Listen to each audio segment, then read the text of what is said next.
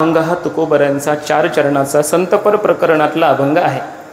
या अभंगामध्ये संतांचं पूर्णपणे वर्णन केलेलं आहे, संतांच्या कृपेचं वर्णन केलं आहे, संतांच्या चरणावर माथा टेकायचा आहे। कसे संत असतात, कोणत्या संतांच्या चरणावर माथा टेकायचा, तर श्री संतांची आहे।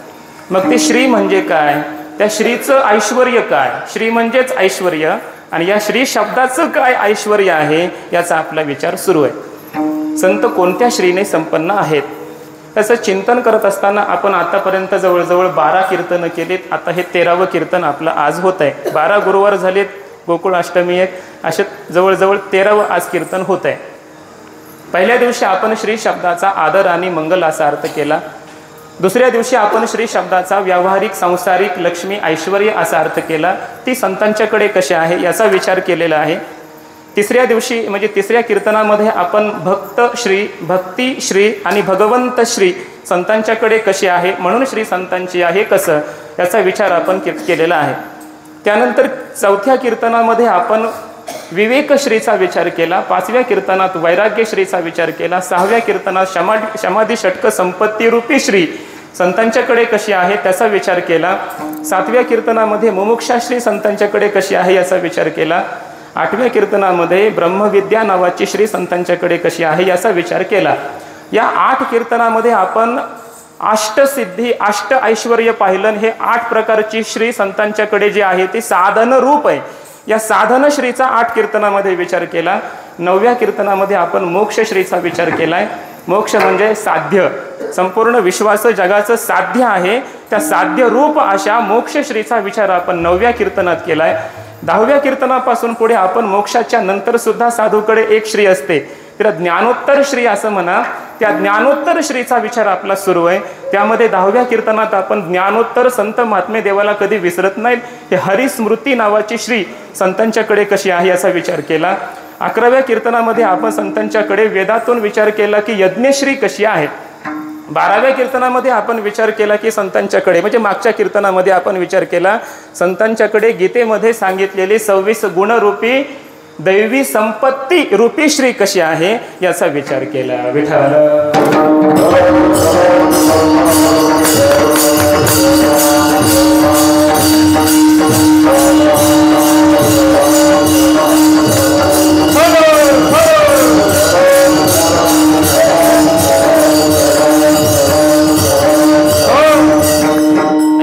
वेगवेगळ्या पद्धतीने आपण श्री शब्दाचं चिंतन करतोय। संतांच्याकडे असणारं जे ऐश्वर्य आहे ते एक प्रकारचं नाही, अनेक प्रकारचं संतांच्याकडे ऐश्वर्य आहे।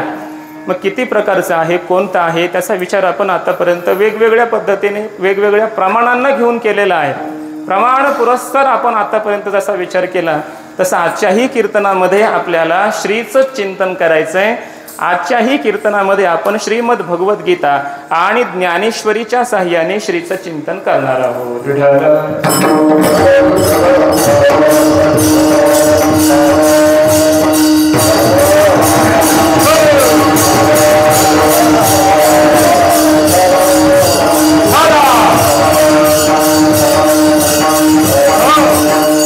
ऐका, जाता जाता एक फक्त वाक्य बोलून जातो। मनुष्याकडे महाराज पैसा असला पाहिजे, श्रीमंती असली पाहिजे। मग व्यावहारिक श्रीमंती आणि पारमार्थिक, व्यवहारामध्ये व्यावहारिक श्रीमंती असली पाहिजे, परमार्थामध्ये पारमार्थिक ऐश्वर्य असलं पाहिजे। व्यवहारात जर लक्ष्मी नसेल, दरिद्र्य असेल तर त्याचे किती हाल होतात। त्याला कसल्याही प्रकारचा मान सन्मान प्रेम कोणाकडूनच भेटत नाही महाराज। जगात सर्वात मोठं दुःख जर काय असेल तर व्यवहारामध्ये दारिद्र्याचं दुःख आहे। पण दारिद्र्य कोणाकडेही असूच नाही महाराज, कधीही असू नये। श्रीमंत झाला, पैसा असला ना तो कसाही असला तरी लोक त्याला चांगलं म्हणतात। विठ्ठल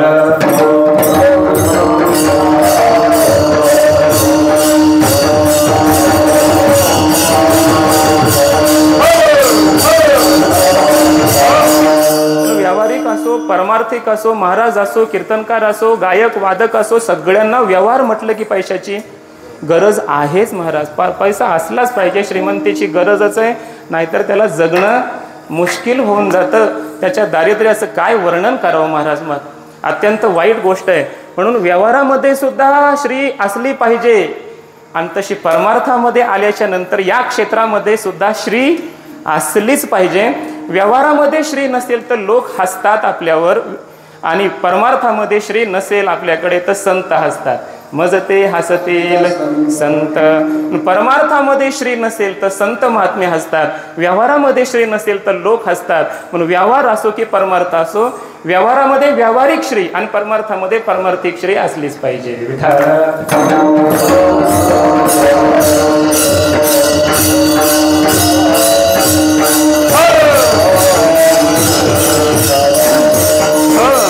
ऐका, व्यावहारिक पैशाला धन म्हणतात आणि परमार्थिक पैशाला महाधन म्हणतात. मगाशी गुरुजींचा शब्द आहे. दादा म्हटले, मला त्या माझ्या मुलापेक्षा जो करोडो रुपये आज कमवतोय त्या मुलापेक्षा मला या लेकराचं माझ्या कौतुक वाटतंय.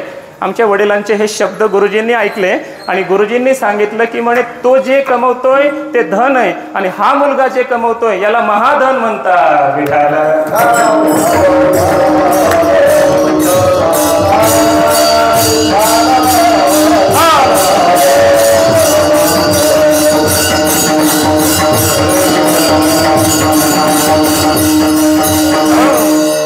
श्रीमंतीची गरज आहे, श्रीची आपल्याला आवश्यकता आहेच आहे, लक्षात ठेवा.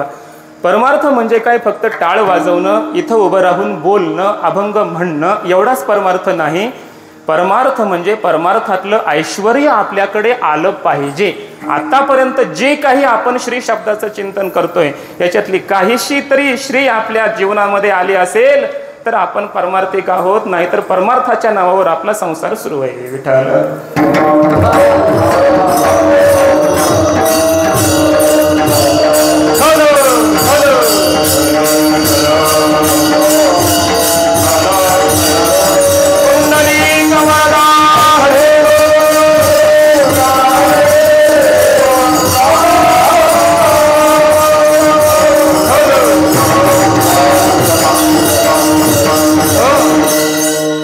आज आपल्याला जे चिंतन करायचंय गीता आणि ज्ञानेश्वरीच्याच आधाराने करायचंय.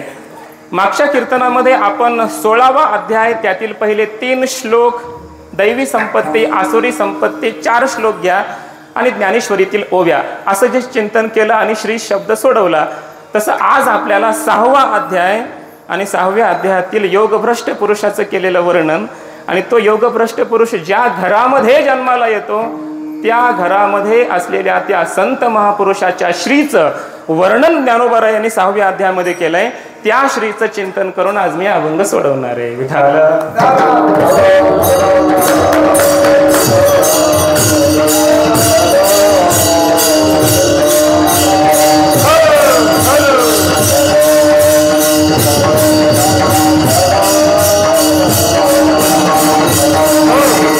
ऐका, मी चिंतनाकडे येतो त्या अगोदर थोडंसं एक 5 मिनिटामध्ये आज महत्त्वाचा दिवस आहे त्या अनुषंगाने चिंतन करून पुढे जातो.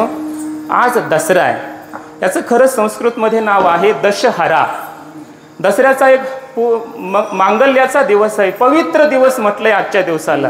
हो, पवित्र सुदिन उत्तम दिवस दसरा, सापडला तो साधा आजी मुहूर्त बरा, गरजा जय जयकार हरी हृदयी दरा, आळस नका करू सांगतो लहान थोरा. आजच्या दिवसाचं वर्णन संत महात्म्याने केलंय. आजच्या दिवसाला पवित्र सुदीन असं म्हटलेलं आहे आणि आजच्या दिवसाला दशहरा असं म्हणतात. त्यामुळं आजच्या दिवशी ज्यांना अन्नदान घडलं ते खरंच भाग्यवान विशेष आहेत. कारण आज एकतर चातुर्मास सुरू आहे, त्यामध्ये आज विजयादशमी म्हणजे दशहरा त्याचा पर्व काळ आहे आणि आज देवी साक्षात देवी माता शक्ती तिचाही आजचा शेवटचा दिवस आहे. म्हणजे या सगळ्या पर्व काळाचा एकत्रित आलेला आजचा दिवस असल्यामुळे आजचा विशेष दिवस आहे. त्यामुळे आजच्या दिवशी ज्यांनी सेवा केली ते महाभाग्यवान. विठ्ठल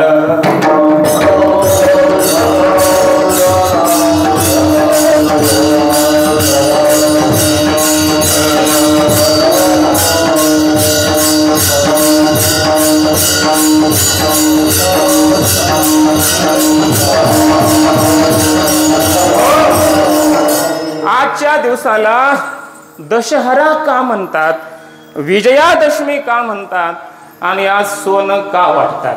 3 प्रश्नांची उत्तरं देतो पुन्हा माझ्या चिंतनाकडे येतो. कारण माहिती असणं आवश्यक आहे. अनेक तरुण मंडळी सुद्धा या ठिकाणी येत आहेत, ऐकतायत आपल्या या भारतीय संस्कृतीमध्ये असणाऱ्या सणांचं वैज्ञानिक आणि आध्यात्मिक महत्त्व कळालं पाहिजे.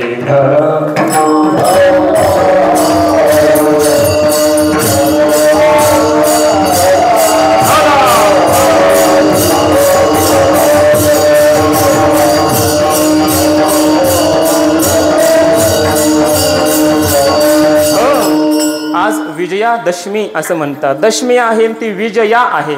आज विजया नावाचा मुहूर्त आहे, देवाला माहिती आहे. आज विजय नावाचा मुहूर्त आहे म्हणून विजयादशमी असं एक नाव. दुसरं कारण ऐका. आजच्या दिवशी शक्ती माता पार्वती देवी अंबिका या रूपाने प्रकट होऊन महिषासुराचा वध केला.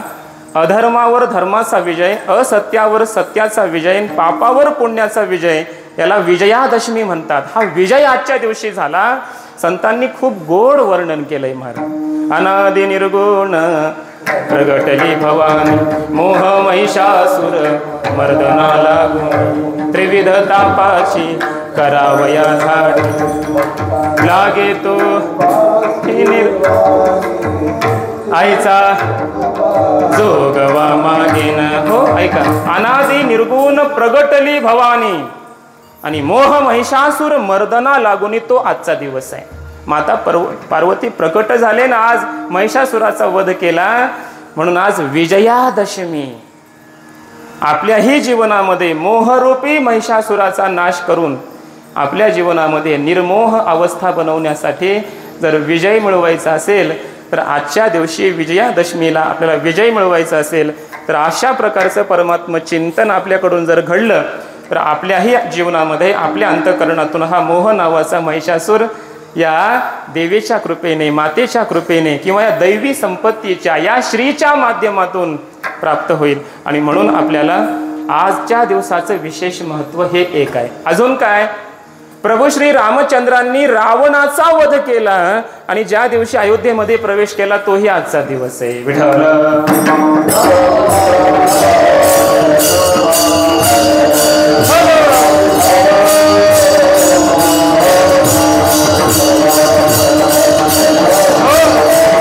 ऐका. रावण याचा अर्थ आहे अभिमान, अहंकार, आणि रावणाचा वध याचा अर्थ आहे अंतःकरणामध्ये असणाऱ्या अभिमान, अहंकार, काम, क्रोध आदी विकारांचा वध, नाश. आणि तो करायचा असेल तर आपल्या अंतःकरणात राम प्रकट झाला पाहिजे.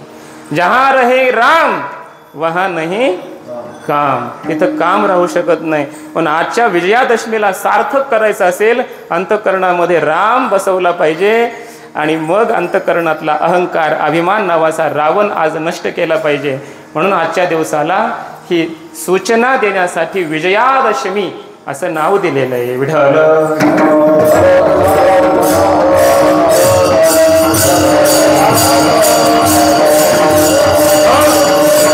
ऐका. दशहरा. दश म्हणजे 10, हरा म्हणजे हरण करणे, नाश करणे असा अर्थ आहे. दश म्हणजे 10, 10 तोंडाचा रावण असा एक अर्थ आहे. दश म्हणजे 10 तोंडाचा रावण आणि त्या 10 तोंडाच्या रावणाचं हरण केलं म्हणजे नाश ज्या दिवशी केला म्हणून दशहरा असं नाव त्याला ठेवण्यात आलं. एक. दुसरा अर्थ, दश शब्दाचा अर्थ तो रावण गेला, मेला म्हणजे काय जगातला संपला असं नाही. आपल्या प्रत्येकाच्या अंतःकरणामध्ये, शरीरामध्ये या 10 इंद्रियांच्या रूपाने त्या रावणाने अजूनही तोंड उघडलेलंच आहे. 10 इंद्रिय, पंच ज्ञानेंद्रिय, पंच कर्मेंद्रिय, ही 10 इंद्रिय आपापल्या विषयाकडे धावण्यासाठी अजूनही तोंड बाहेर काढतायत. या 10 इंद्रियांचं तोंड जर नष्ट करायचं असेल आणि इंद्रियांवरही विजय मिळवायचा असेल तर आजच्या दिवशी प्रस्थान केलं पाहिजे आणि या परमार्थाकडे गेलं पाहिजे, परमात्म चिंतन केलं पाहिजे आणि 10 इंद्रियांवर विजय मिळवला पाहिजे. म्हणून याचं नाव आहे दशहरा. विठ्ठल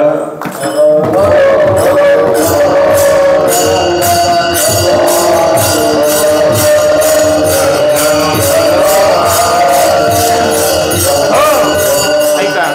आजच्या दिवशी शस्त्रांचं पूजन केलं जातं, शस्त्रपूजन केलं जातं, ग्रंथाचं पूजन केलं जातं. का? ज्या वेळेला अर्जुनाला पांडवांना 12 वर्षाचा वनवास सांगितला त्या उत्तर वैराटीचा राजा ज्ञानोबारायाने वर्णन केलंय.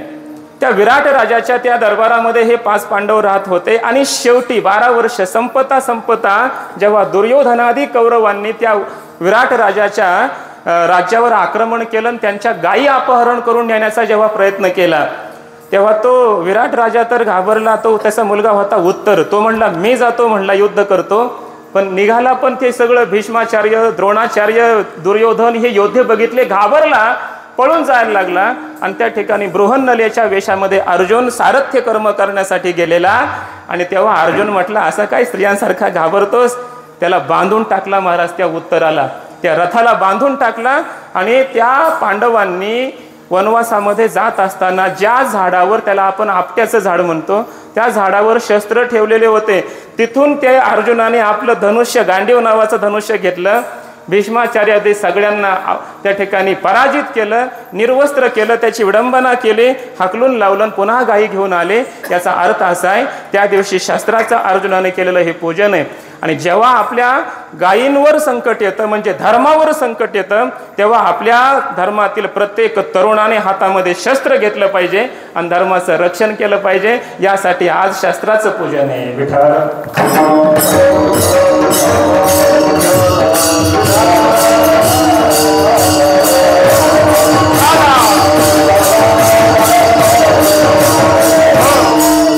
विस्ताराने सांगायला वेळ नाही, पण थोडक्यामध्ये त्याचे संदर्भ देऊन जातो. आज आपण सोनं वाटतो, आपट्याची पानं सोनं म्हणून आपण एकमेकाला वाटतो. का वाटायचे? ऐका, प्रभू रामचंद्रांच्याच पूर्वजांमध्ये रघु नावाचा राजा होऊन गेला. त्या रघु राजाने विश्वजित नावाचा यज्ञ केला. यज्ञामध्ये संपूर्ण संपत्ती दान म्हणून दिली. संपूर्ण नावच आहे विश्वजित. त्या यज्ञामध्ये संपूर्ण संपत्ती दान करायची असते. दान करून टाकली संपूर्ण संपत्ती. आणि इतक्यामध्ये एक ब्राह्मण दान मागण्यासाठी आला. उरलं काहीच नाही, द्यायचं काय?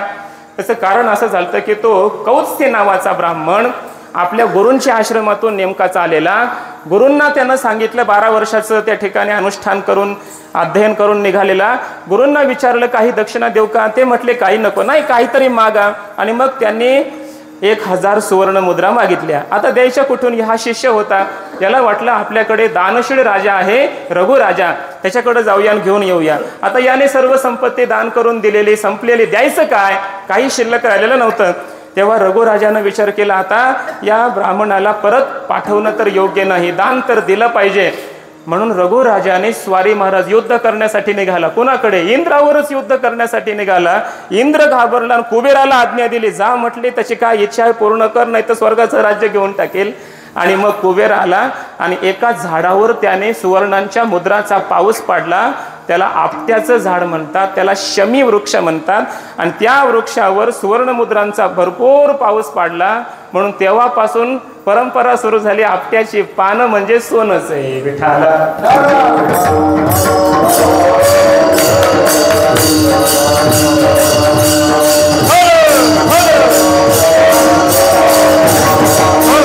ऐका, अजून एक मुद्दा सांगतो. आज आपण आता सिलंगन करून आलो.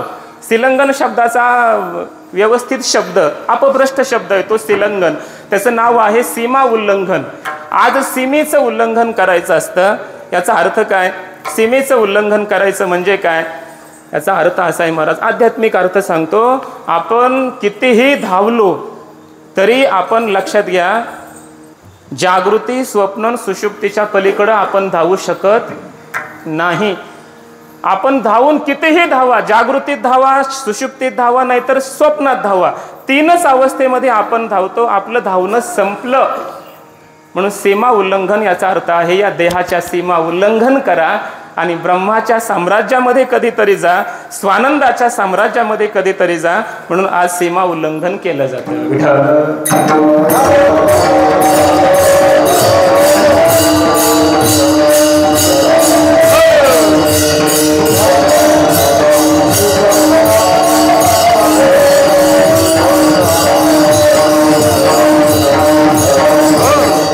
लक्षात घ्या. म्हणून आजच्या दिवसाला एवढं पवित्र संतांनी म्हटलेलं आहे. पवित्र सुदीन उत्तम दिवस दसरा.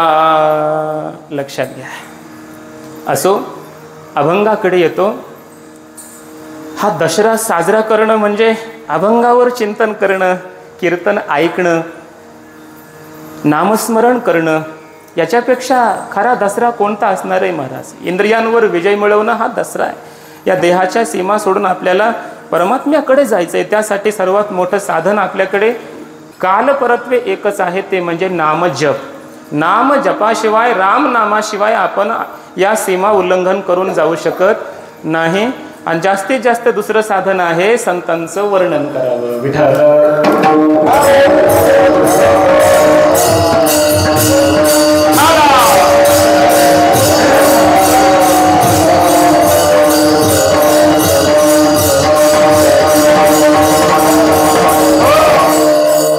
ऐका, अवघड गोष्ट आहे. इंद्रियावर विजय मिळवणं अवघड गोष्ट आहे. या देहाच्या सीमा उल्लंघन करून जाणं अवघड आहे. यासाठी आपण संतांचं वर्णन करावं, संतांना प्रार्थना करावी की तुम्ही ज्या अनुभूतीत आहात, तुमच्याकडे जे ऐश्वर्य आहे ते ऐश्वर्य काही प्रमाणात तरी आमच्याकडे द्या ना. आम्हाला पारमार्थिक म्हणून शिक्कामोर्तब करा. काहीच तरी पारमार्थिक ऐश्वर्य आमच्या अनुभूतीत, आमच्या जीवनात येऊ द्या. याच्याकरिता आपण त्या संतांचं तोंड भरून वर्णन करायचं, एवढंच आपल्या हातामध्ये आहे. ऐका, ते श्री शब्दातून आपल्याला चिंतन करायचं आहे. श्री शब्दामधून करायचं. श्री म्हणजे काय? आजच्या कीर्तनामध्ये आपण श्री शब्दाचं चिंतन करणार आहोत. संतांच्याकडे विभव नावाची श्री आहे. संतांच्याकडे विभव श्री आहे. कारण ज्ञानेश्वर महाराजांनी, पुढे मी सांगणार आहे, ओवी देणार आहे, ज्ञानेश्वर महाराजांनी या श्रीला विभव श्री म्हटलेलं आहे.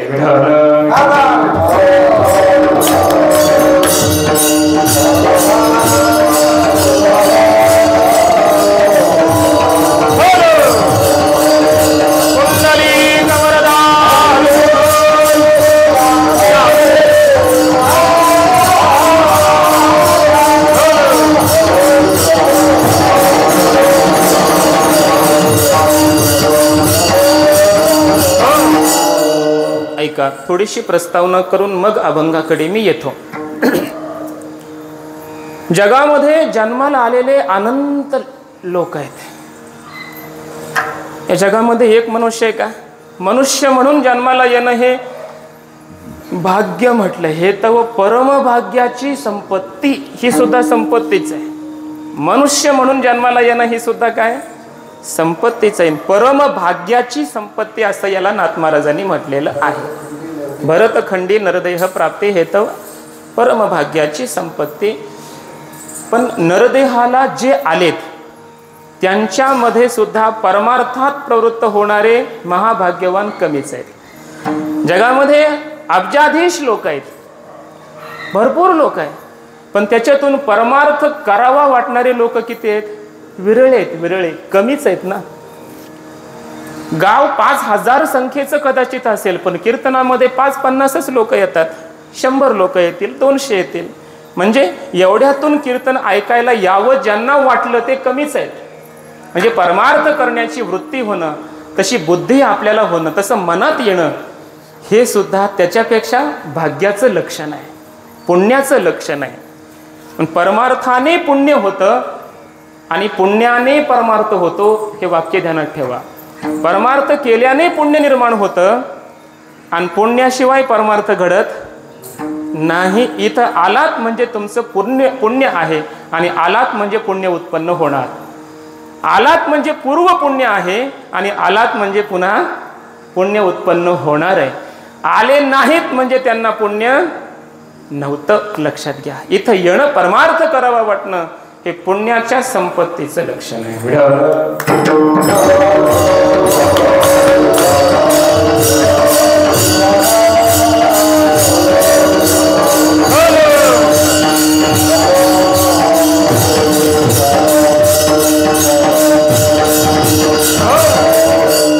आता गीतेतला श्लोक आहे का? मनुष्यानां सहस्रेषु कश्चित यतति सिद्धये यततामपि सिद्धानां कश्चिन माम वेत्ती तत्वतः.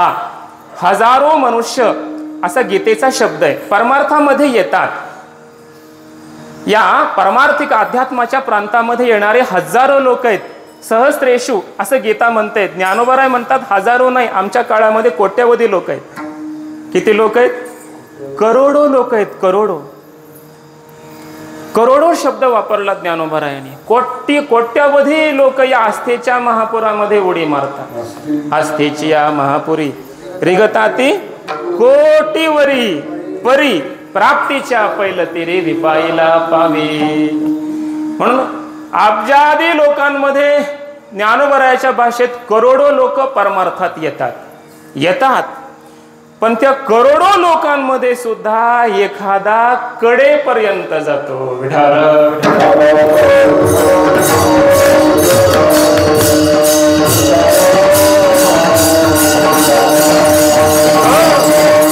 यांच्यापैकी सगळेच परमात्मा प्राप्तीपर्यंत गेले का? गेले नाही गेले. विरळा पावे अवघड गोवे विरळा ऐसा कोणी तुका त्याशे आवश्यक तो.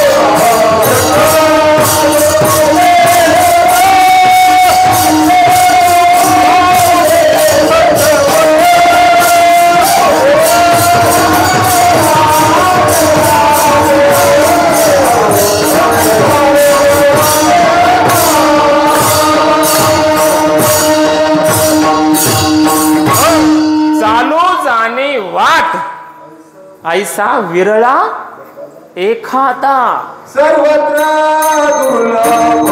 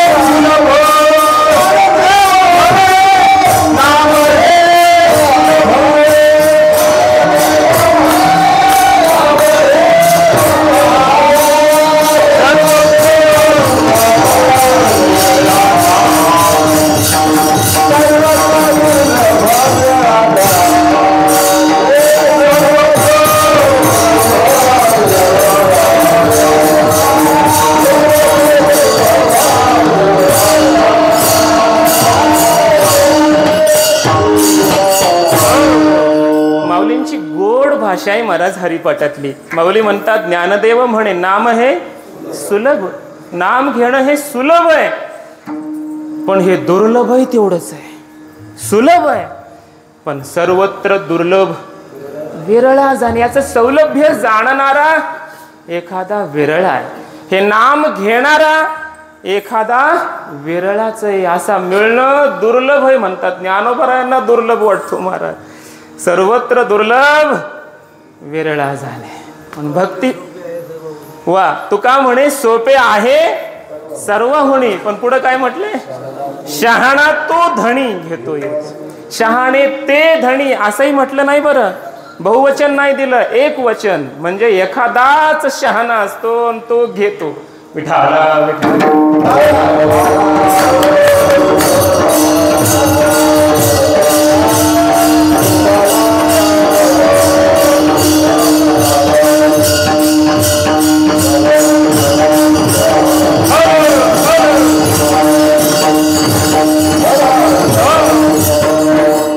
लक्षात घ्या. परमार्थामध्ये आल्याच्या नंतर सुद्धा परमार्थ शेवटाला जाणं, कडेला लागणं, परमात्मा स्वरूपापर्यंत जाणं सोपी गोष्ट नाही. म्हणून तर तो काय परमार्थ नोहे हे लेकरा बाळाच्या गोष्टी आहेत का?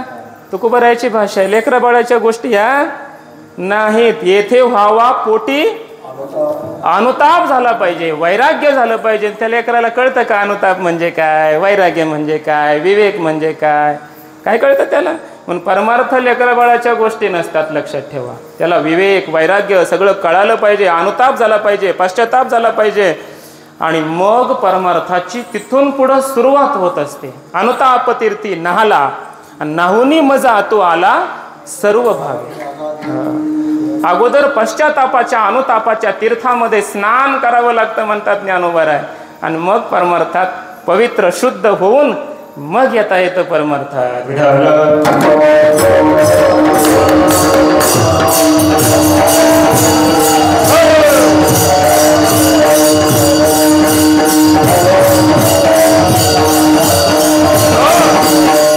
ऐका, परमार्थ कडेपर्यंत गेला पाहिजे, शेवटाला गेला पाहिजे. शेवट तो भला माझा बहु याजसाठी केला होता अट्टाहास. अट्टाहास कशासाठी? संपूर्ण हा परमार्थाचा. सावध राहावं लागतं महाराज. कधी इंद्रिय दगा देतील सांगता येत नाही, कधी हे मन दगा देईल सांगता येत नाही, कधी मनामध्ये काही वाईट भाव येईल, विचार येतील, कधी कामना उत्पन्न होईल, कधी क्रोध उत्पन्न, सांगताच येत नाही. परमार्थ करणं म्हणजे वस्त्र्याच्या धारेवर चालल्यासारखं आहे.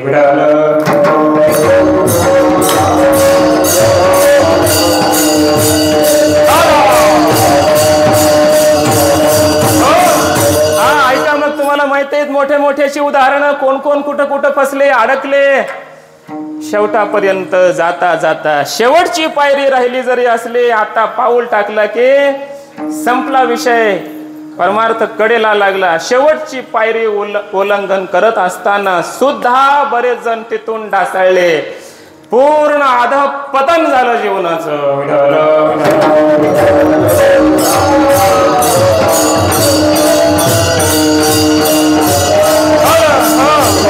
ऐका, माऊलींची ओवी सांगतो. प्राप्ते ही पुरुषे इंद्रिये लाळिली जरी कौतुके, तरी आक्रमिला जाण दुःखे संसारिकी.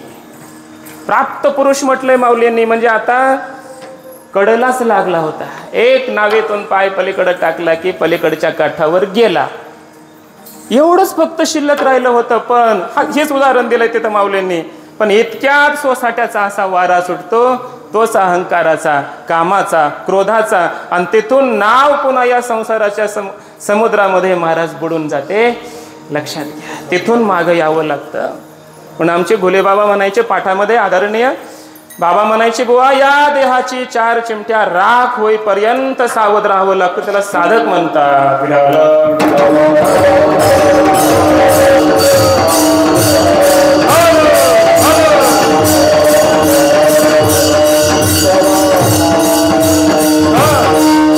परमार्थ म्हणावा तर सोपा आहे, म्हणावा तर कसा आहे, अवघड आहे. साधन करणं सोपं आहे, पण साध्य प्राप्त होणं अवघड आहे.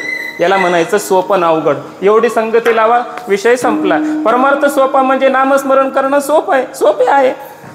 पण नामस्मरण करता करता या संसाराच्या अतीत होणं, देहाच्या अतीत होणं, परब्रह्म ही अवस्था प्राप्त होणं, परमात्मा प्राप्ती होणं, हे एवढं सोपं मात्र नाही.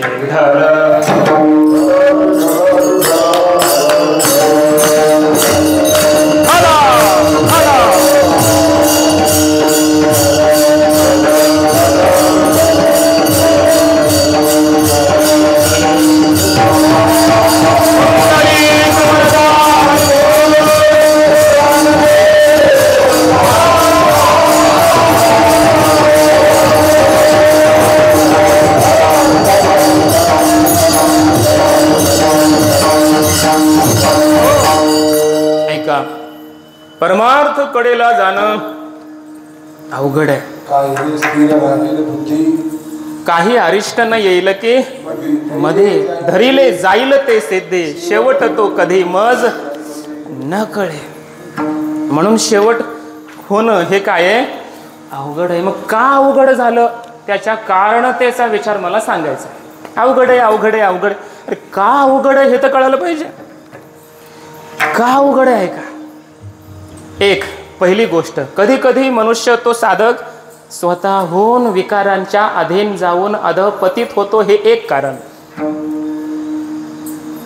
काय असतं की संसार सुटलेला असतो, परमार्थात जो खरा लागला त्याचं सांगतोय बरं, आपला विषय नाही चालला. जो खराच परमार्थ करायला आणि ज्याला देवच त्याचा विषय चाललाय, त्याचा संसार सुटला आणि देव भेटला नाही, अशा मध्यस्थितीमध्ये असतो. संसार सुटलेला आहे, देव भेटलेला नाही. संसारातलं सुख गेलं कारण ते सोडलं आहे, आणि देव भेटला नाही त्यामुळे परमार्थातलं सुखही भेटलं नाही. अशा मधल्या स्थितीत असतो. त्याला साधक म्हणतात, त्याला मुमुक्ष म्हणतात, त्याला तीव्र जिज्ञासू म्हणतात. मग अशा जिज्ञासू साधकाला परमार्थ करता करता करता करता कधी कधी कधी काय होतं, तो थकतो, भागतो, कंटाळतो. अरे किती दिवस परमार्थ करायचा, देवही भेटेना. 40 वर्ष झाले मी परमार्थ करतोय, नामजप करतोय, वारी करतोय, काय जे असेल ते परमार्थ साधना सुरू आहे, तरी देवही भेटला नाही, संसारातलंही सुख भेटलं नाही ना, इकडं लग्नही केलं नाही. एक उदाहरण म्हणून समजा, बाकीचं सोडून द्या सगळं. इकडं हेही केलं नाही आणि इकडं परमार्थात आलो तर देवही भेटला नाही. 40 वर्ष 50 वर्ष झाल्यावर 55व्या 60व्या वर्षी मग त्याच्या अंतःकरणाने त्याला दगा दिला. विठाल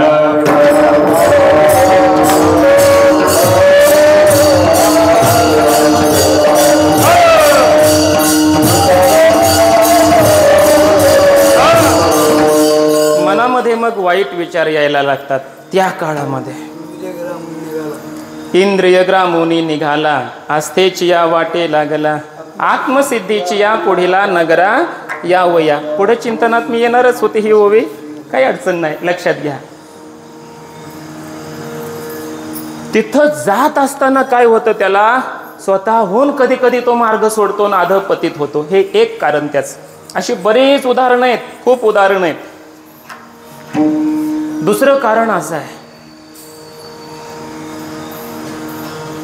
स्वतःहून मार्ग सोडला नाही, जिद्दीनं, चिकाटीनं, धैर्यानं परमार्थाच्या वाटेवरच राहिला. मार्ग त्याने सोडला नाही, सोडला. हे विकार समोर आले दगा देण्यासाठी, कधी काम, कधी क्रोध. तुकोबरायासारख्याच्या आयुष्यात आले महाराज, आपल्यासारख्याच्या काय येणार नाहीत.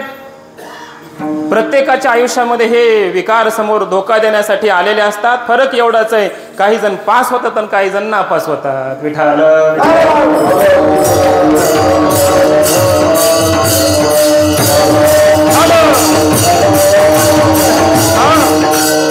काम, क्रोध, लोभ हे विकार आडवे येतात. आडवा वया आले, दोष वैरीजे धोपटिले, तया माझे पहिले देहाहंकारो.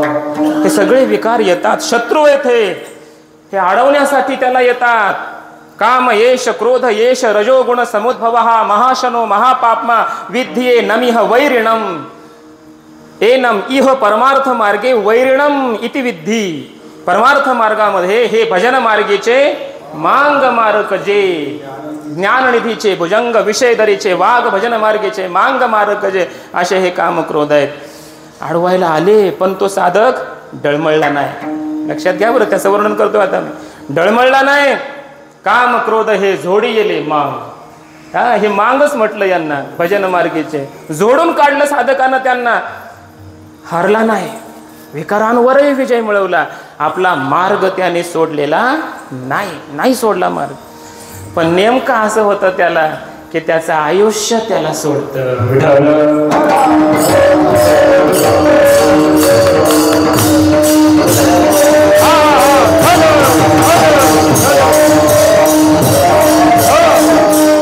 ऐका, असाही एक पुरुष आहे परमार्थ मार्गावर धैर्यानं जिद्दीनं निघालेला आहे. कधी हारला नाही विकारांना, योग्य वाटचाल करतोय, सगळं खरंय. पण जेवढ्या वेगाने पावलं उचलायला पाहिजे परमार्थाची तेवढ्या वेगाने उचलली गेले नाही. असे शब्द आहेत ज्ञानेश्वर. एरवी अभ्यासाचा उचलता पाऊली जरी चालता, तरी दिवसा आधी ठाकिता सोहम सिद्धी ते.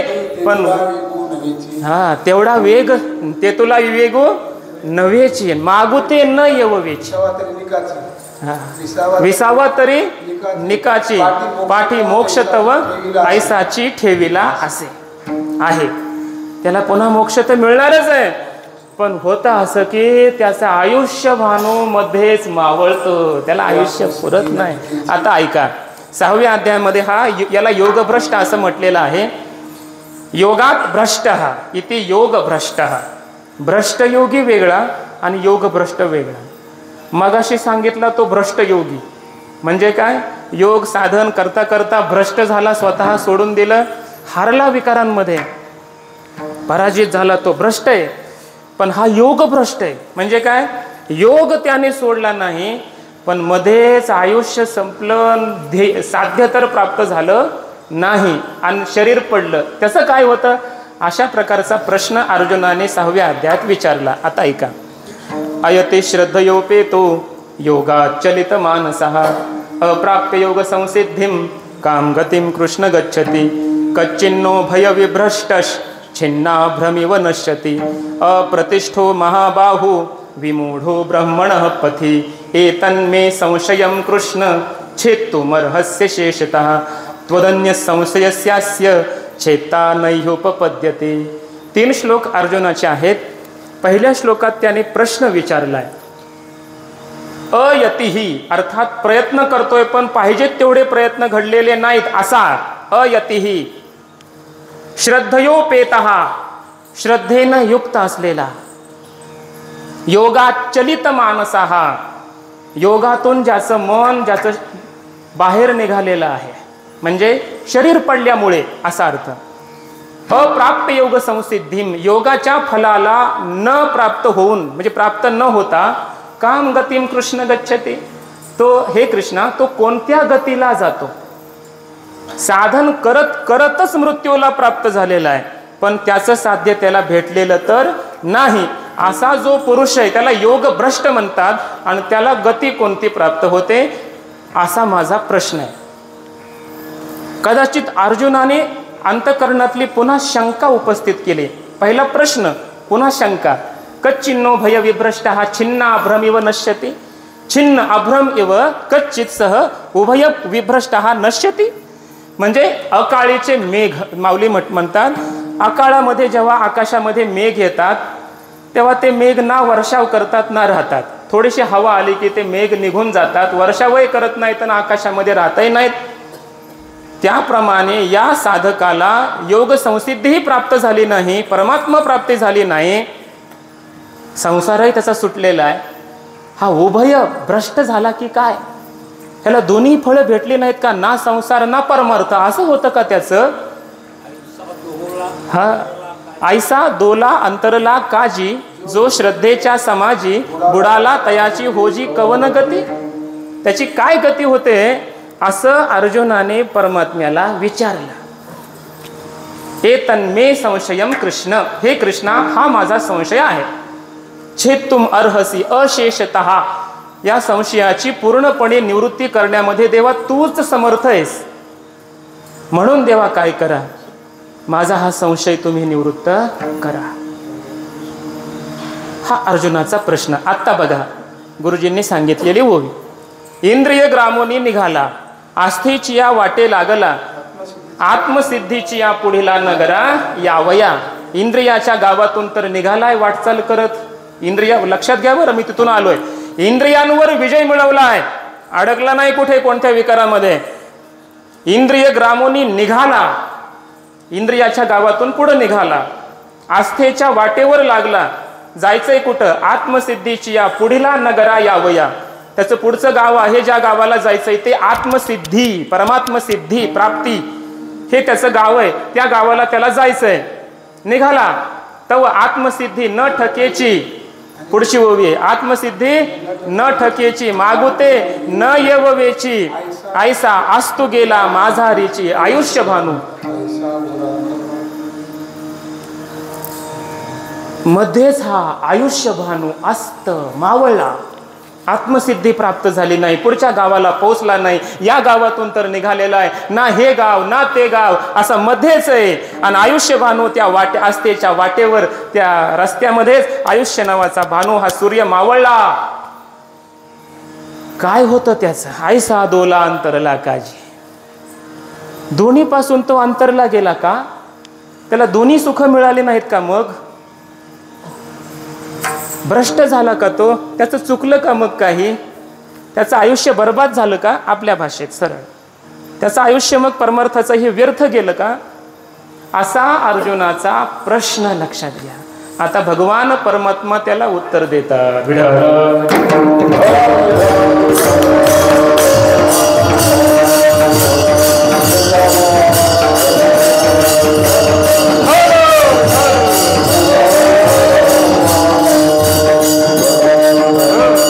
ऐका. श्री भगवान वाच. भगवान श्रीकृष्ण परमात्मा पुढे बोलतात, पार्थ नैवेहनामुत्र विनाशस्तस्य विद्यते नहि कल्याण कृत कश्चित दुर्गतीं तात गच्छति.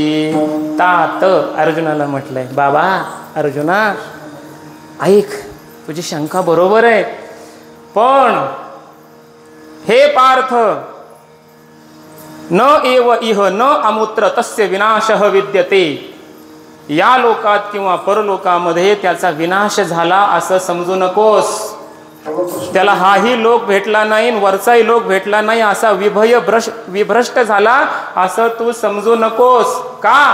कारण नाही कल्याणकृत, कल्याणाच्या मार्गावर निघालेला ना आपलं कल्याणच करू इच्छिणारा जो साधक आहे, कल्याणकृत नाही कल्याणकृत कश्चित दुर्गतीं तात गच्छति. कधीही दुर्गतीला जात नाही. तुकोबराचं प्रमाण आहे का महाराज? लक्षात घ्या, या श्लोकांचे भाव खूप छान आहेत. परमात्मा आश्वासन देत आहेत साधकाला, त्या जगाला देत आहेत की तुम्ही परमार्थ केलाय ना, नका मिळू द्या तुम्हाला तुमचं साध्य. देव नाही भेटला, नका भेटू द्या. तुमचं कल्याण पूर्ण नाही झालं, नका हो द्या. माझं शाश्वती आहे, माझं वचन आहे तुम्हाला, तुमची दुर्गती होणार नाही.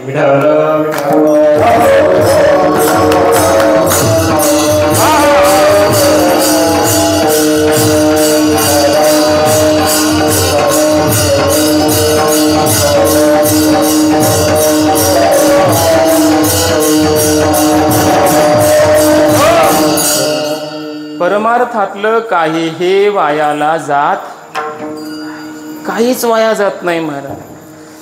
सायास करिता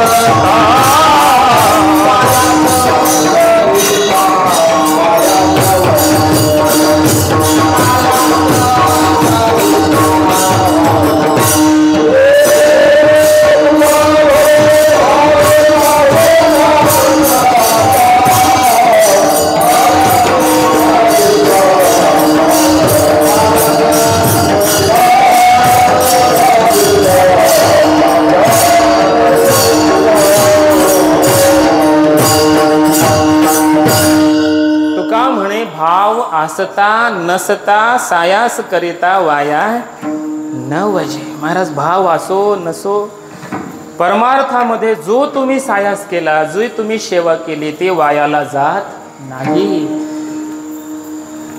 संसारातलं काहीही बरोबर येत नाही. एक श्लोक आहे, त्या श्लोकामध्ये असं चिंतन केलंय की तुमच्या बरोबर काहीही येत. धनानि भूमौ पशवश्च गोष्ठी भार्या गृहद्वारी जनस्मशाने देहश्चितायां परलोकमार्गे कर्मानुगो गच्छति जीव एका. अर्थ असा आहे, धनानि भूमौ, धन बँकेतच राहील. पशवश्च गोष्ठे, तुमचे पशु ही संपत्ती गोठ्यातच राहील. आताच्या भाषेत गोठ्यातही राहते का नाही शाश्वती? नाही. पशु जनावर सुद्धा गोठ्यातले वाहून गेले पुरामध्ये. पशवश्च गोष्टी. भार्या गृहद्वारे, पत्नी घराच्या दारापर्यंतच येते. जनः स्मशाने, बाकीचे लोक स्मशानापर्यंत बरोबर येतात, तिथून पुढे नाही कोणी बरोबर. परलोक मार्गे कर्मानुगः गच्छति जीव एकः कर्मणः अनुपश्चात गच्छति इति कर्मानुगः जीवः. कर्माच्या, ज्या त्यानं जी कर्म केली त्या कर्माच्या मागे मागे मागे मागे त्यानुसार जाणारा एकटा जीव आहे. याचा अर्थ असा आहे, कर्मानुसार त्याला पुढची गती प्राप्त होते. त्याच्याबरोबर फक्त कर्म येतात, दुसरं काही येत नाही. पाप केलं असेल तर पाप कर्म बरोबर येतात, चुकणार नाही कोणालाही. आणि पुण्य केलं असेल तर पुण्यकर्म सुद्धा तुमच्या बरोबर येणार. केले कर्म झाले तेची भोगा आले. जे कर्म तुम्ही केले ते तुम्हाला भोगायला बरोबर येणारच तुमच्या बरोबर ते भोगण्यासाठी.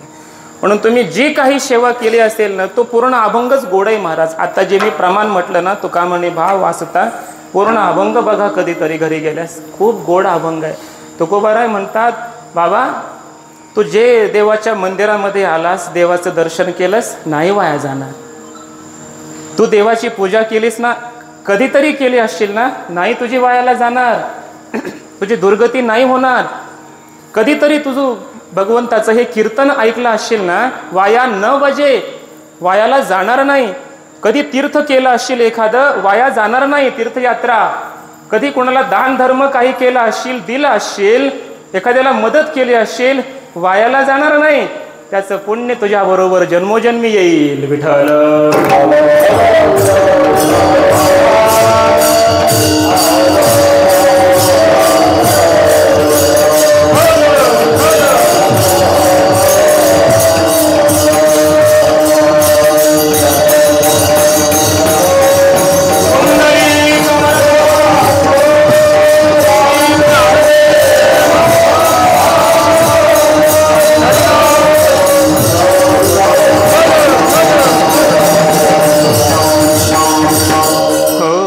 लक्षात ठेवा, आपण संसार करताना परमार्थ करावा.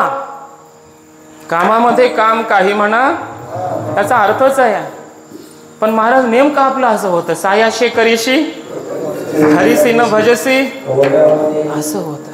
माऊलींनाही आश्चर्य वाटतं, असं काय तुझ्याकडे त्याचा भरोसा घेऊन बसलास बाबा. संसारातलं काहीच बरोबर नाही येणार. कर्तव्य म्हणून संसार करायचा असतो. आपल्याला काही जबाबदाऱ्या कर्तव्य आहे पार पाडायच्यात म्हणून संसार करायचा आहे. बरोबर नेण्यासाठी नाही संसार. बरोबर येतं तो संसार करत करत एखाद्याला केलेली मदत, एखाद्याला दिलेलं दान, परमात्म्याचं केलेलं नामस्मरण, केलेली पूजा, केलेली तीर्थयात्रा, परमार्थातलं समाजासाठी केलेली काही सेवा, हेच फक्त बरोबर येतं म्हणजे सुखासाठी. आणि ह्याच्या विरुद्ध जर कोणाला त्रास दिला असेल, कोणाची हिंसा केली असेल, काही पाप केलं असेल, तर तेही बरोबर येतं दुःख देण्यासाठी. विठ्ठल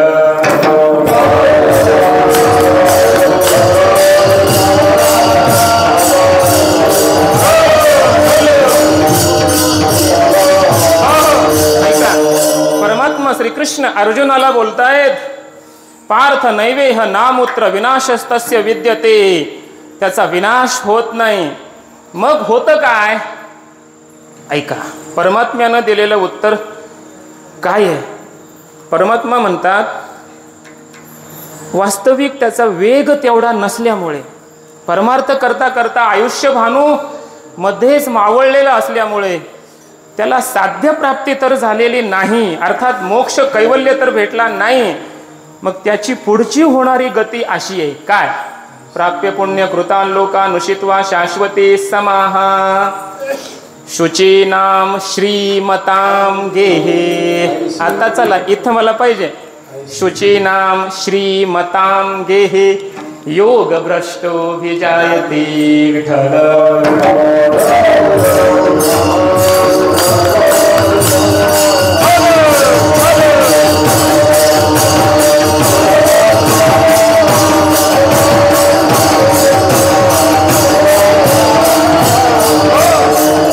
ऐका, परमात्म्याने दिलेलं उत्तर असं आहे, प्राप्य पुण्य कृतान लोकान शाश्वती ही समाहा उषित्वा.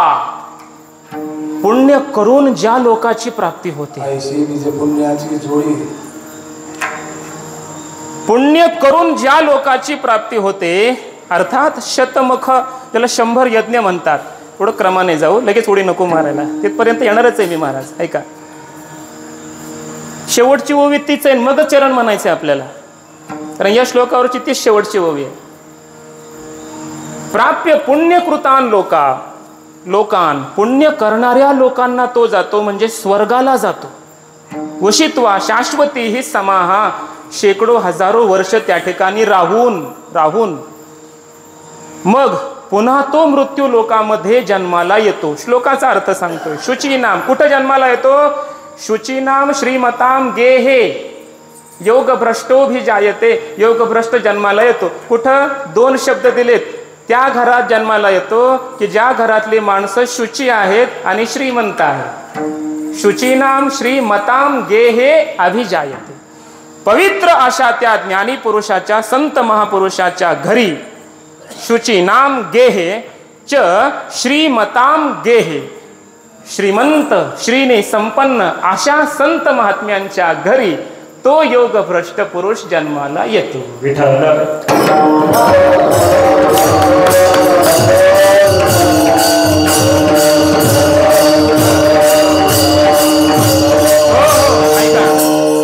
अर्थात ज्या घरी जन्माला येतो तो महात्मा आहे, तो साधू आहे, तो संत आहे आणि त्या महात्म्याच्या घरी संपत्ती आहे. श्रीमंत आहे तो, श्रीमंत आहे. ती श्री कोणती तेच तर मला पुढे सांगायचं आहे.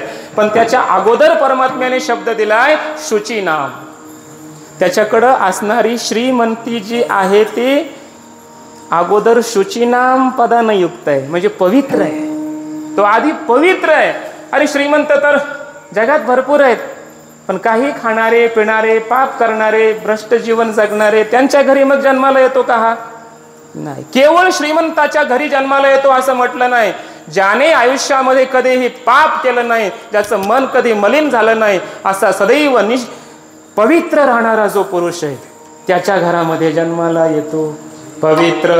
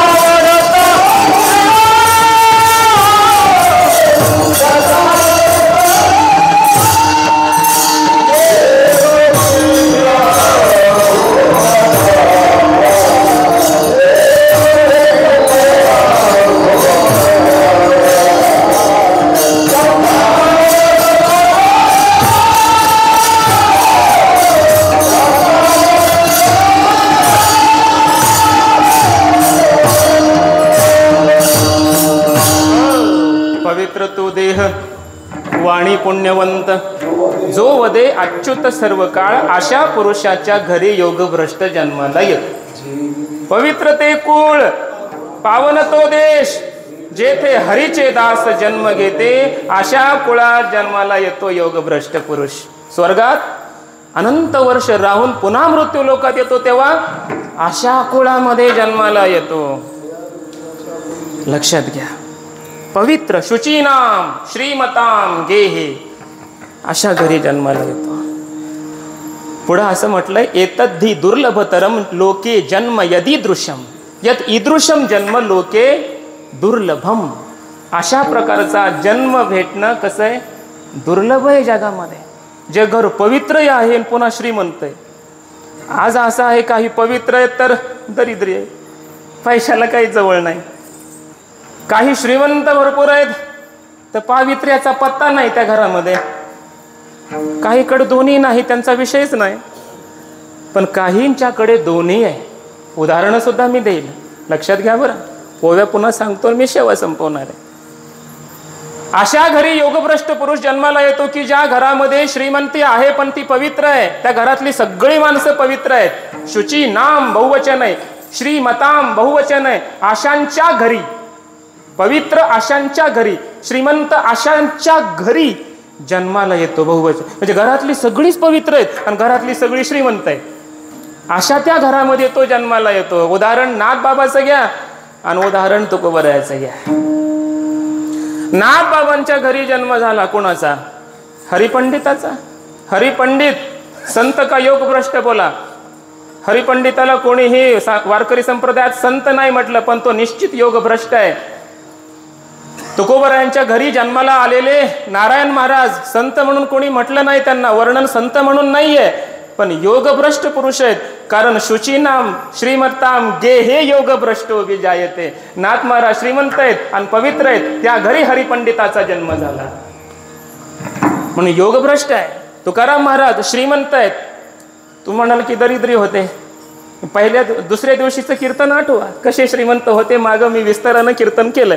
त्यांच्याकडं व्यावहारिकही धन होतं, ऐश्वर्य दाखवलं नाही, ही गोष्ट वेगळी. लपवून ठेवलं त्यांनी, दाखवलं नाही जगाला. तुकाराम महाराजाकडे सुद्धा ऐश्वर्य होतं, पण गरिबीत परमार्थ करता येतो हे दाखवण्यासाठी महाराजांनी गरिबी दाखवली जगाला. पण श्रीमंत होते तुकाराम महाराज. म्हणून शुचीनाम श्रीमत्ताम गे हे योग भ्रष्टो विजायते. नारायण महाराजांचा जन्म झाला, हरिपंडितांचा जन्म झाला. नाथ महाराजांना 3 अपत्य होती. एकनाथ महाराजांच्या भार्येचं नाव गिरिजाबाई, त्यांना 3 अपत्य. एक गंगा, दुसरी भागीरथी. गंगाबाई, भागीरथीबाई. हरी नाव होतं मुलाचं. तो भरपूर शिकला, मोठा पंडित झाला म्हणून त्याचं नाव हरिपंडित पडलं. लक्षात घ्या, थोडंसं सांगतो, योगभ्रष्ट सांगायचं आहे, उदाहरण देतोय. हरिपंडित लहानाचा मोठा. पैठण म्हणजे ते काशीच म्हटलं जायचं त्याला, प्रतिकाशी, दक्षिण काशी. पण तिथं विद्वान वेदवाचक पंडित होते.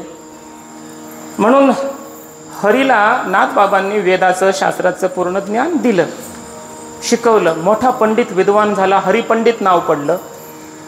पण झालं असं की काही ब्राह्मणांच्या संगतीमध्ये आला आणि मग वडीलच चुकीचे आहेत असं त्याला वाटायला लागलं. चरित्र बघा बरं, फार मजेशीर चरित्र आहे की संताच्याही घरामध्ये अशा प्रकारची मुलं होते की नाथ महाराजांनी नाम साधनेचा प्रचार प्रसार केला आणि संस्कृतमध्ये असणारं वैदिक वाङ्मय ते मराठीत प्राकृतात आणलं. याचा विचार हरिपंडिताला सहन झाला नाही. हरिपंडिताला वाटायचं संस्कृतमधूनच नाथ महाराजांनी शिकवायला पाहिजे.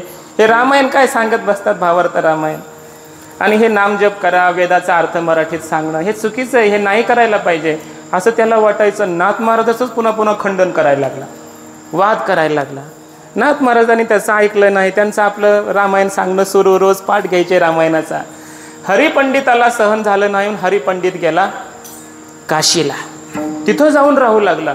लक्षात घ्या, हरिपंडितासारखा विद्वान त्या काळात कोणी नव्हता. व्याकरणाचा अभ्यास माझा आहे म्हणून मी सांगतो, व्याकरणावर त्यांनी स्फोटवाद नावाचा एक नवीन वाद निर्माण केला. व्याकरणातही वेगवेगळे वाद आहेत. जसं वेदांतामध्ये वाद आहेत, दृष्टी सृष्टी, सृष्टी दृष्टी, आजातवाद, विवर्तवाद, बिंब प्रतिबिंब वगैरे, तसं व्याकरणातही वाद आहेत. त्याच्यामध्ये हरिपंडिताचा स्फोटवाद व्याकरणात अजून प्रसिद्ध आहे. स्वतंत्र ग्रंथ आहे हरिपंडिताचा व्याकरणाचा, अजूनही काशीमध्ये तो ग्रंथ शिकवतात. विद्वान होता हरिपंडित. नाथ महाराजांचं वय झालेलं. गिरिजाबाई मातेने त्या ठिकाणी विनंती केली, आपल्या मुलाला घेऊन या. नाथ महाराज गेले. चल बाबा. हरिपंडिताने सांगितलं की जर तुम्ही तुमचं जे कार्य आहे, तुम्ही जे नेहमी करता, मराठीमध्ये प्रवचन सांगणं, हे नामजपाचा विस्तार करणं, प्रचार, हे सगळं बंद करा. मी सांगल तसं राहावं लागेल तर येतो. अट घातली. नाथ महाराज म्हटले, तुझं जसं आहे तसं मी ऐकल. म्हटले चल. आता ब्राह्मणच होते. तू जसं सांगशील ते सगळे मी वेदविधीचे कर्म पार पाडतो. म्हटले चल घरी. घरी आले पैठणला पुन्हा. नाथ महाराज म्हटले, आता हे जागा चालव, परंपरा, प्रवचन तू कर. आता आमचं वय झालंय, मी नाही करत प्रवचन. म्हणून हरिपंडिताला प्रवचन करायला बसवलं, पोथी सांगायला. आणि लोकच जमनात. नाथ महाराजांचं प्रवचन ऐकायला गर्दी व्हायची ना. हरिपंडित सांगायला बसला तेव्हापासून गर्दीच कमी झाली. हरिपंडिताला वाटायचं मी तर पूर्ण पार ब्रह्म माया आणि पूर्ण शास्त्र शुद्ध व्याकरण सांगतोय लोकांना, विद्वान ज्ञान सांगतोय, तरी लोक ऐकत नाहीत. माझ्या कीर्तनाला पाठाला येत नाहीत. आणि नाथ बाबा आपलं सोपं सोपं सांगतायत, त्यांच्या पाठाला गर्दी. हळूहळू अभिमान जायला लागला. पण नाथ महाराजांना सगळे वैदिक विधीनच तो राहायला सांगायचा. नाथ महाराजांना वाटू लागले की याला अहंकार आहे, अभिमान आहे, शास्त्राचा, विद्येचा, विद्वत्तेचा, गेला पाहिजे. पैठणमध्ये एक स्त्री होती, एक माता माऊली होते. तिला आपल्या पतीच्या हयातीमध्ये 1000 ब्राह्मणांना जीव घालण्याचा विचार होता. तिने संकल्प केलेला, पण घालणार कशी, गरीब होते.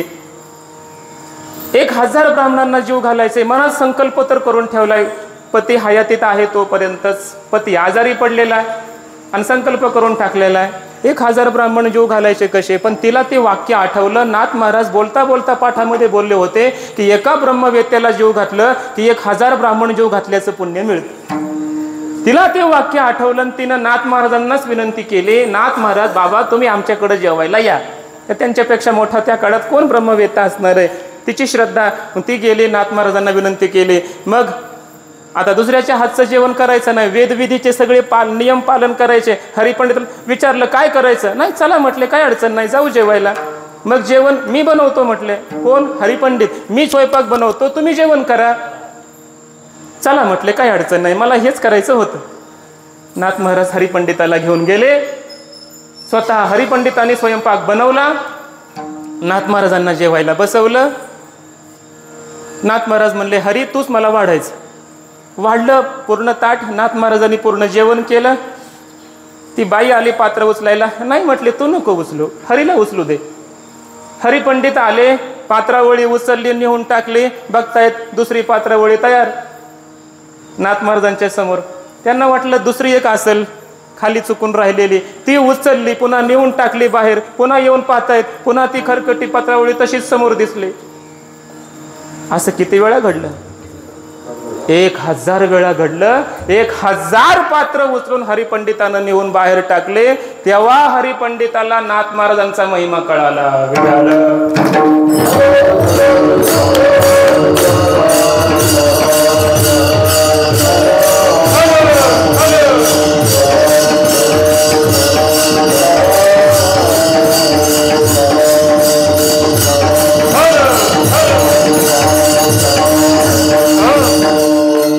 असे हरिपंडित संत नव्हते पण योगभ्रष्ट पुरुष होते.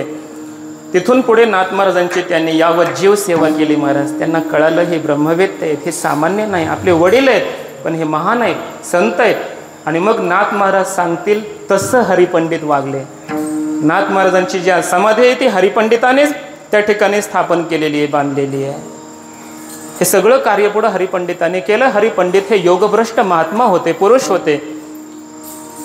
नाथ महाराजांच्या घरी जन्माला आले का शुची नाम श्रीमताम गेहे म्हणून जन्माला आले. आता ऐका ज्ञानोबरायांनी या श्लोकावर केलेलं व्याख्यान फार छान आहे. फक्त ओव्या सांगतो, विस्तार करायला वेळ नाही, स्वतंत्र त्याच्यावर चिंतन होईल. फार गोड ओव्या आहेत. माऊलींनी श्री सांगितली त्या ठिकाणी की त्या श्रीमंत पवित्र आणि श्रीमंत अशा घरामध्ये तो योगभ्रष्ट जन्माला आलाय. ते घर कसं होतं ऐका. तो अगोदर स्वर्गाला गेला योगभ्रष्ट. ऐसे जय अमोघ अलौकिक भोग भोगिता हे सांग कांटाळे मन. तिथं तो त्या स्वर्गामध्ये राहिला, तिथले दिव्य भोग भोगायला लागला. पण त्याचं मन कंटाळलं का. त्याला हे नकोच होतं ना, त्याला पाहिजे होता मोक्ष. लक्षात घ्या बरं, स्वर्ग कोणाकोणाला भेटतो. दोघांना भेटतो. आमच्या गुरुजींनी सांगितलेलं वाक्य, एकाला स्वर्ग भेटतो पारितोषिक म्हणून आणि एकाला स्वर्ग भेटतो शिक्षा म्हणून. पारितोषिक म्हणून कोणाला भेटला, बक्षीस म्हणून कोणाला भेटला, ज्यानं 100 यज्ञ केले वगैरे त्याला यज्ञ त्याचं फल स्वर्ग भेटला, बक्षीस. आणि ज्याला मोक्ष पाहिजे पण मध्येच आयुष्य भानू मावळल्यामुळे स्वर्गाला गेला त्याला शिक्षा आहे. हा, योग्य वेळेमध्ये परमार्थ केला नाही म्हणून त्याला शिक्षा. त्याला शिक्षा भोगल्यासारखं वाईट वाटतं. पुढची ओवी फार महत्वाची आहे. तिथले ते दिव्य भोग भोगत असताना त्या योगभ्रष्ट पुरुषाला काय वाटतं, हा अंतरायो अवचिता का ओढवला भगवंता ऐसे दिवी भोग भोगिता अनुतापी नित्य. सतत अनुताप करतो तो. एवढा मोठा अंतर माझ्यामध्ये त्या परमात्म्यामध्ये पडला. कधी स्वर्गातले हे आता भोग संपायचे, कधी आयुष्य संपायचं, पुन्हा मी कधी जन्माला खाली जायचो, कधी मला ते ज्ञान व्हायचं, माझा देव मला भेटायचा. हा अंतरायो अवच्युता का ओढवला भगवंता. देवाला तो प्रार्थना करतो. आता ऐका, असं त्याला वाटतं, असा अनुताप करतो सारखा. आणि एक दिवस त्याच्या जीवनामध्ये भाग्याचा उदयाला येतो की त्याचे स्वर्गातले भोग भोगण्याचा काल संपला आणि पुन्हा तो मृत्यू लोकात येतो. मग कुठं जन्माला येतो तेव्हा शुचीनाम श्रीमताम गे हे वरचं व्याख्यान माऊलींचं ऐका. ज्ञानोबराय म्हणतात, पाठी जन्मे संसारी परी सकळ धर्माच्या माहेरी, लांबा उगवे आगरी विभव श्रियेचा, विभव श्रियेचा लांबा उगवे. कुठं जन्माला येतो? पाठी जन्मे संसारी, या जगात संसारात जन्माला येतो, पण तो ज्या घरी जन्माला येतो ते घर कसं आहे ऐका. जवळजवळ 12 पद्धतीने वर्णन केलंय त्या घराचं, म्हणजे 12 प्रकाराने श्री सांगितली ज्ञानोबरायांनी, 12 प्रकाराने त्या घरातली श्रीमंती सांगितली ज्ञानोबरायांनी. एक क्रमाने ऐका आता. सकळ धर्माच्या माहेरी, एक त्याचं घर म्हणजे काय? धर्माचं माहेर आहे महाराज. धर्माचं कधीच अधर्मानं त्या घरातले लोक वागत नाहीत. धर्मच तिथं वस्तीला आलेला आहे, राहायला आलेला आहे, असं ते घर आहे. ज्ञानोबराय, तुकोबाराय, शांतीब्रह्म नाथ महाराज कधी अधर्मानं वागूच शकत नाही, वागलेच नाहीत. धर्माच्या माहेरी, एक. 2 लांबा उगवे आगरी विभव श्रियेचा, आगरी विभव श्रियेचा लांबा उगवे. आता लांबा हा शब्द माऊलींचा शेतकी भाषेतला आहे. आपण भात वगैरे जेव्हा कापतो, आपल्याकडं असणारं ज्वारी वगैरे म्हणा, आणि त्या कापणी केल्याच्या नंतर मागून उगवतं ना, त्याला आपण काय म्हणतो? आपण वाटूक म्हणतो, त्याला लांबा म्हणतात माऊलींच्या भाषेत. किंवा भात कापल्याच्या नंतर पुन्हा दुपटीनं चारी बाजूनी त्याला जे फोगारे फुटतात, जे येतं त्याला काय म्हणतात? लांबा उगवे. आणि ते पहिलं काय असतं? एकच असतं ताट, पण पुन्हा किती एकच येतं का? नाही ना, चारी बाजूनी त्याला असे मोड फुटतात, आणि ते त्याला चारी बाजूनी महाराज असे कोवळे तेल असे ते बाटूक आलेलं असतं. ते उदाहरण घेतलंय माऊलींनी. त्याच्या घरातली श्री, विभवश्री, वैभवश्री अशी आहे म्हणतात ज्ञानोबराय, की थोडी खर्च केली, आता ऍक्शन वरून समजून घ्या, थोडी खर्च केली की पुन्हा लांबा उगवे, तशा प्रकारची श्री त्या घरात आहे. म्हणजे खर्च केल्यावर संपणारी नाही.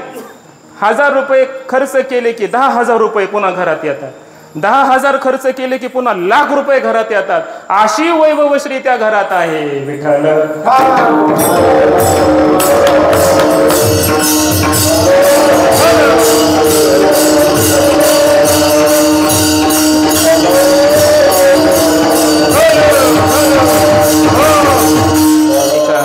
नाथ महाराजांनी महाराज थोडं दान केलं असेल का आयुष्यात?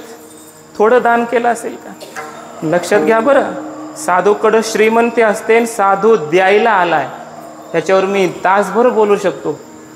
लक्षात घ्या, कारण सद्य परिस्थितीचा विचार केला असता, सद्य परिस्थितीचा विचार केला असता. आम्ही परमार्थिक लोक काय घ्यायलाच आहेत का फक्त?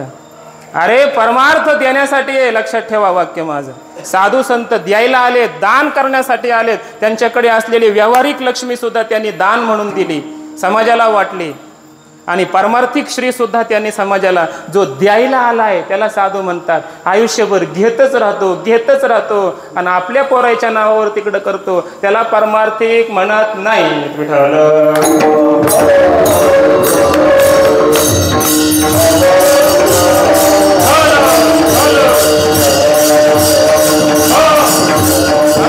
ऐका, आयुष्यभर कमवलं ना महाराज काही लोकांनी, काही त्याचा आता कंसामध्ये तुम्ही समजून घ्या, फक्त बोलू नका.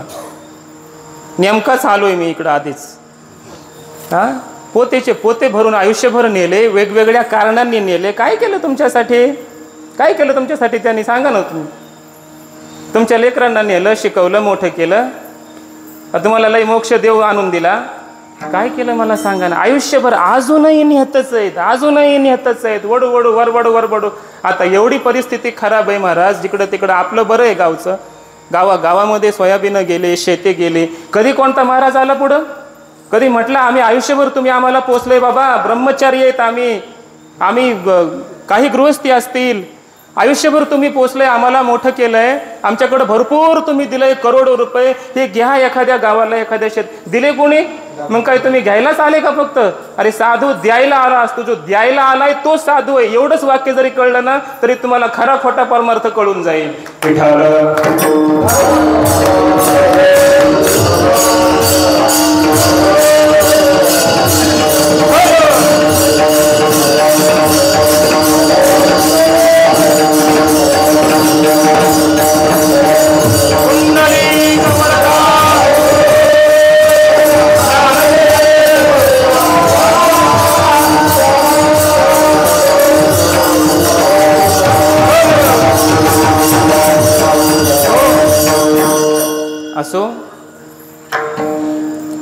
महात्मा तो योग भ्रष्ट ज्या घरी जन्माला आला ते घर असं आहे की त्या घरामधली लोक दान करतात, देत राहतात, पण देव त्यांना पुन्हा 10 हातांनी देतो, ते मात्र 2 हातांनी द्यायचं कमी करत नाही.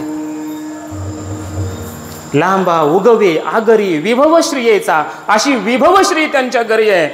त्या घरी लक्षात घ्या. अजून कशी श्री? पुढे अलौकिक आध्यात्मिक श्रीचं वर्णन केलंय. आपल्या घरी श्रीमंती असली की आपण नोकर चाकर मंत्री ठेवतो की नाही? कोणीतरी सल्लागार, पूर्वी सकाळ सल्लागार ठेवतो.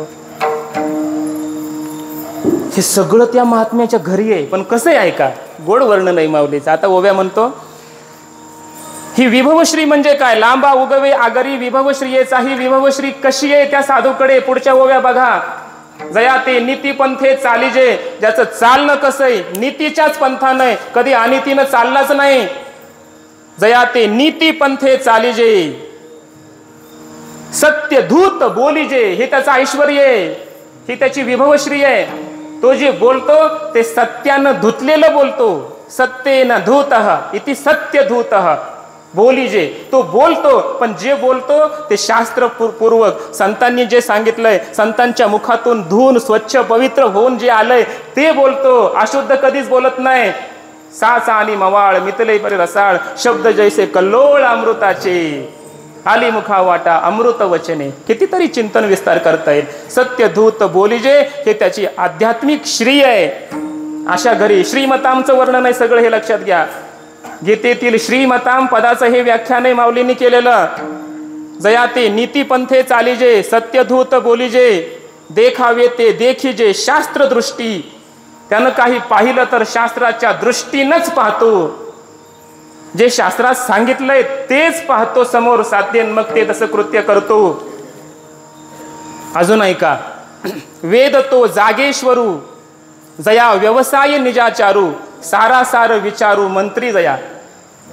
हे त्याची श्रीमंती आहे. वेद तो जागेश्वरू. वेद म्हणजे सारखा जागा राहणारा ईश्वर शासक त्या घरामध्ये आहे. हे असं करा, हे तसं करा, हे सांगायला कोण आलाय? वेद आहे त्याच्या घरामध्ये साक्षात. आपण वेदात सांगितलेलं पाहतो. साक्षात वेद. तुकोबराय म्हणतात ना, जया घरी वेदांत वाहे पाणी, हा तुका तरी सहज बोले वाणी. अर्थात हे वेद वाणी ह्या संत महात्म्यांच्या वाणीमध्ये अंगणामध्ये खेळत राहते.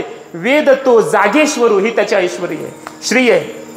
जया व्यवसाय निजाचारू, ज्याचा व्यवसाय म्हणजे काय? निज आचार. त्याच्या वाट्याला आलेलं जे कर्म तोच त्याचा व्यवसाय. निजाचारो, दुसऱ्याचं कर्म करत नाही.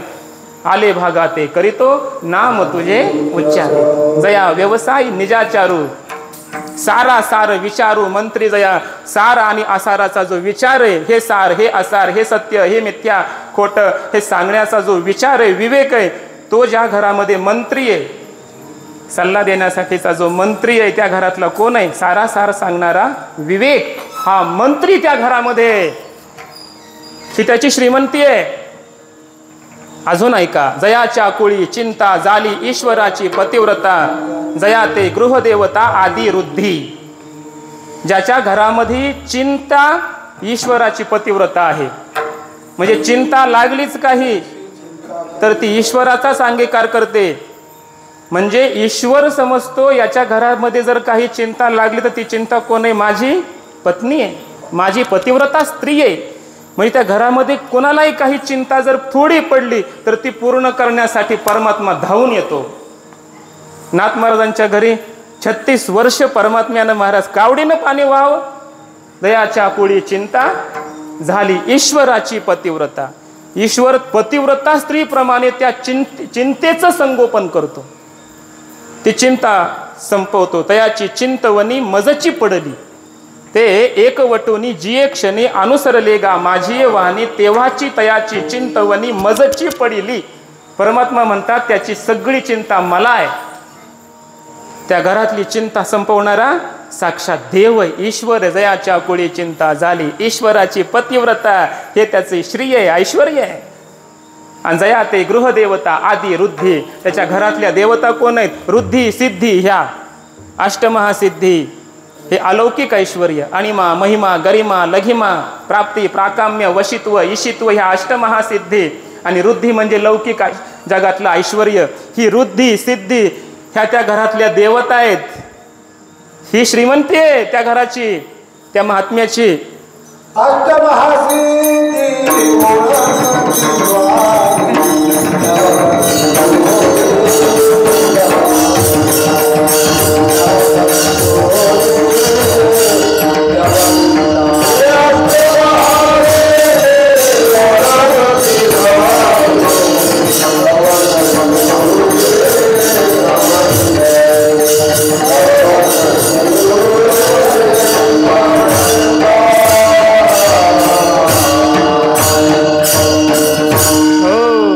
आता शेवटची ओवी महत्वाची आहे. आयशी निज पुण्याची जोडी. जोडी म्हणजे धनच.